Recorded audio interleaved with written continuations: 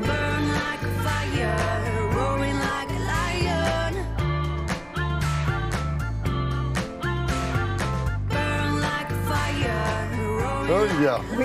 en fait, je me demandais pourquoi cette robe magnifique et La verte, verte. et parce que la revue du web est très écolo. Mais oui, tout Et est, ça nous permet de tout est voyager. prévu, Ça, étudié. c'est bien. Ah non, mais... Eh, hein Oh, il y a beaucoup de boulot dans cette émission.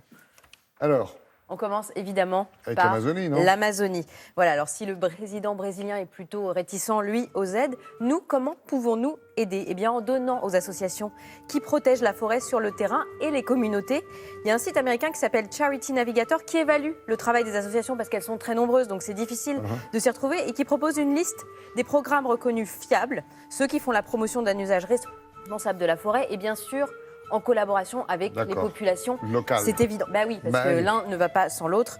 Il ne faut pas l'oublier. Puis il y a aussi. c'est important de le redire. Oui, il y a... Quoi d'autre? Limiter notre consommation de viande, on l'a déjà dit, mais la plupart des incendies sont provoqués notamment par des défrichements. Voilà, pour faire des zones de culture. Le Brésil est le premier exportateur de bœuf et de soja pour nourrir Et les après animaux avoir d'élevage. Voilà. coupé, bien sûr, tous les arbres précieux. Et voilà, donc Alors. manger moins de viande, c'est aussi un acte militant. vrai. Quoi d'autre? Devenir un consommateur vigilant, parce que dans notre chariot, il y a plein de produits dont la production peut aggraver la déforestation de la forêt amazonienne. Il y a un site, c'est le Rainforest Alliance, qui permet de faire le tri entre les marques, voilà, pour voir les entreprises respectueuses de ces écosystèmes. Et puis pendant ce temps-là, Leonardo DiCaprio a donné 5 millions d'euros pour l'Amazonie. Voilà. J'ai- Il aide toujours beaucoup pour l'environnement. Super Léo. L'Afrique brûle aussi, hein. Mais oui, on en a moins parlé et pourtant Bah ouais. il y a une carte satellitaire de la NASA, regardez, qui a été Impressionnant. abondamment relayée, qui montre une zone rouge incandescente. Ouais, Voilà. c'est le nord de l'Afrique australe, Voilà, hein. exactement, c'est le cœur du continent, c'est en écharpe du Gabon à l'Angola, voilà, de l'Atlantique à l'océan Indien, des feux qui ont été surveillés pendant le G7, Emmanuel Macron l'a évoqué.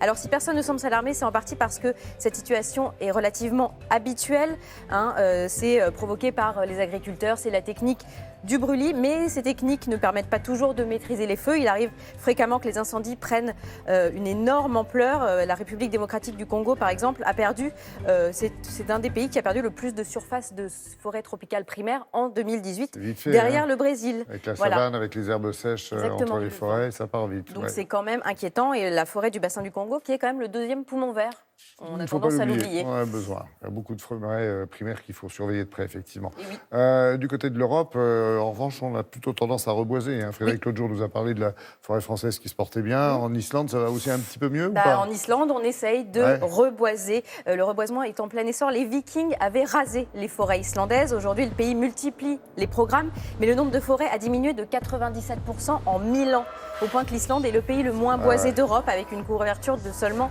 0,5% de couverture forestière. Pas une terre facile non plus. Eh hein. ben non, c'est ça, c'est que les sols, voilà, c'est froid et venteux, il y a des sols très pauvres en azote, ça ralentit la croissance de la végétation.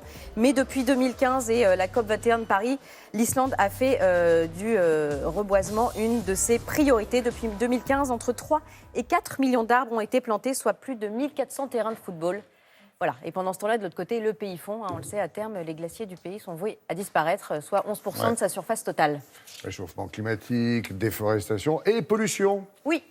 Et on part sur le toit du monde. Chaque année, 150 000 touristes sont de passage sur l'Everest. Et en mai 2019, il y a 2 mois donc, une équipe de 14 bénévoles a ramassé près de 3 tonnes de détritus dans les montagnes népalaises, dont des bouteilles, du matériel d'escalade et des canettes. Donc, première mesure, dès janvier 2020, le gouvernement a décidé de réagir et d'interdire J'aime les bien bouteilles en l'image de plastique. La colonie des riches pollueurs qui viennent. Voilà.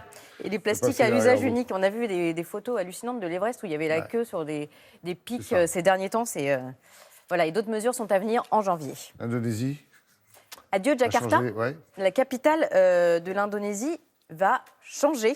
La montée du niveau des eaux, il y a des quartiers qui sont déjà sous 4 mètres sous le niveau de la mer. Et l'affaissement de la ville, il y a certaines zones qui s'enfoncent de 25 cm par an. C'est ce que disait Voilà. Frédéric dans la revue de presse. Effectivement, il y a les deux phénomènes. hein. Et oui, c'est ça. Rendre la capitale actuelle de plus en plus vulnérable. À ce rythme, il y a certains experts qui estiment qu'un tiers de Jakarta est voué à disparaître d'ici à 2050.